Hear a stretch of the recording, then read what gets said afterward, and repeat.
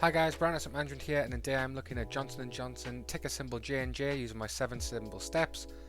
Let's firstly get into the market cap. The market cap of Johnson & Johnson is $419 billion, and let's have a look at the share price over the last year. At the start of the year, it was around about 143. This was during the pandemic.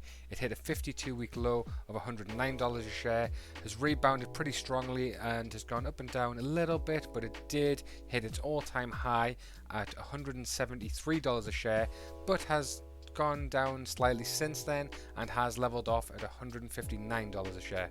Now on to step 1 of my 7 steps, and is the P ratio less than the market. The current P ratio of the market is 21.5 and Johnson & Johnson is 29.5, so that is a fail as the P ratio is greater.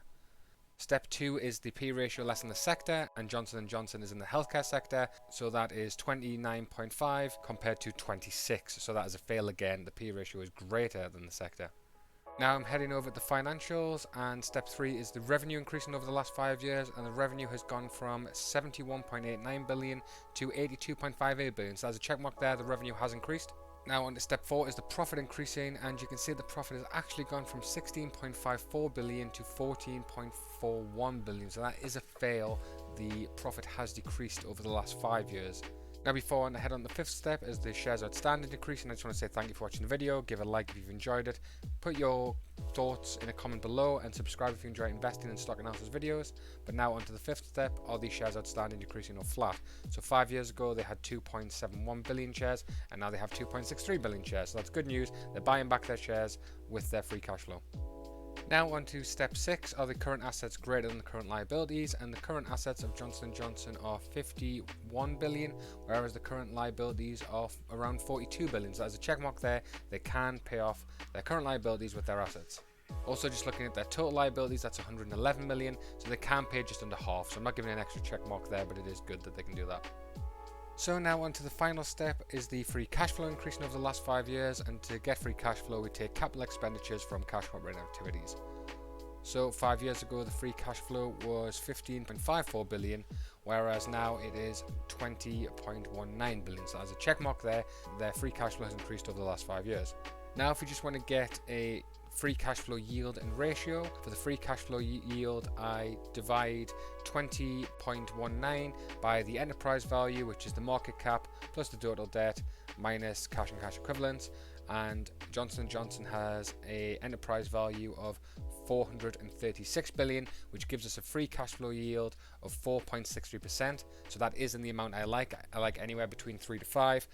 Greater than 5 obviously is excellent, but 3 is where I like it. So 4.63 is great, and that gives a free cash flow ratio of 21.6, which is once again in the ratios I like. So despite it only passing 4 of the 7 steps, I do think this has a good ratio and yield. Now on to the dividend of Johnson & Johnson, which a lot of people do like. It currently has a dividend yield of 2.5% and an annual dividend of $3.98 a share, which is great. The dividend data here is actually out of date, as this is in the past. Looking at previous Johnson & Johnson ex-dividend dates, it will be sometime in May, and dividend amount will probably be around the same again. So buy your shares before May if you want the dividend, but a 2.5% yield is great. Also, this is a very safe dividend, as the total dividend comes to around 2.66 billion and the free cash flow is around 20, so incredibly safe, no worries with them paying out their dividend.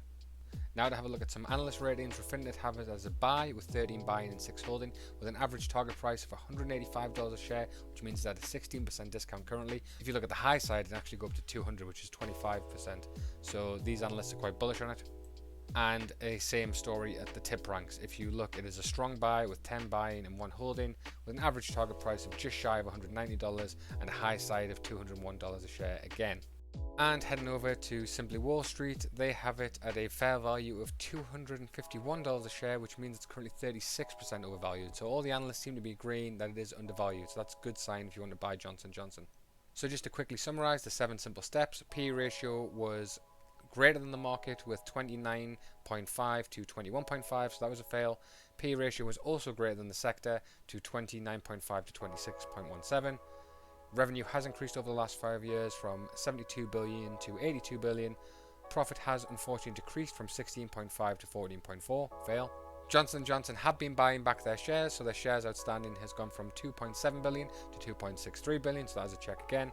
And they can pay off their current liabilities with their current assets, 42 billion to 51 billion, so that's a check mark again. And heading on to the final step, is the free cash flow increasing? Yes, it is, from 15 billion to just over 20 billion. So that is 4 passes out of the 7. So just quickly looking at my valuations of Johnson & Johnson, and I'm using discounted free cash flow and the Buffett-Graham intrinsic value models, and the discounted free cash flow currently has it as a calculated stock price of $239 a share, which means it's at a 50% discount, which is massive. I do think that is a little bit high, but you can see these cash flows don't look too out of whack. Slow progression as it's been shown with Johnson & Johnson, so discounted free cash flow says it's a buy. But looking at the Buffett-Graham value, they actually have it as a fair value of $184 a share, which would indicate it's a buy. But the Graham price, which includes some risk, which includes a bit of a buffer so that you can buy it and hold forever, they have it at 138. So according to this, it says it would be a buy due to the discounted free cash flow and the fair value here, but the Graham price is still too low, but that is quite low for Johnson & Johnson. So it does look pretty good, but I think the main reason why I think Johnson & Johnson is still a buy is because of that free cash flow yield and free cash flow ratio, definitely within the boundaries that I like. The only worry to me is that the profit has decreased over the last 5 years, but I want to see how that's going under normal years. 2020 was a different year, very unprecedented, so I would like to follow that in the future and see continuing. But I do like Johnson & Johnson as a stock. I do think it's undervalued. I do have a position in it, and I am hoping it will grow. So now I'm going to quickly look at some of the technicals of Johnson & Johnson. I have a 50-day in blue and a 200-day in grey. The 50-day and 200-day are pretty close to each other, with them more recently diverging as the stock price went to its all-time high. So it kind of shows this is a slow-moving stock and does follow the trends. The 50-day has been consistently above the 200-day, which is a bullish signal. It would mean that you would have bought back in prior to the year and not sold, which would have been a great purchase there. The 50-day moving average was starting to diverge from the 200-day, which is another bullish sign, which is great. But unfortunately, more recently, the price has dropped below one of the moving averages, which would be a sell sign normally. Based on the technicals, I would say to probably leave it at the minute. I wouldn't buy off this. I would try and see what happens in the coming weeks, see if the price bursts back through the 50-day or whether we're in a bit of a downturn at the minute. But then again, you can short stocks and things like that. It's just I'm always looking to buy stocks and hold them. Right guys, I want to thank you all for watching. Give a like if you've enjoyed the video. Please leave your comments on your thoughts on Johnson & Johnson, and consider subscribing if you enjoy investing and stock analysis videos, and I'll catch you guys next time.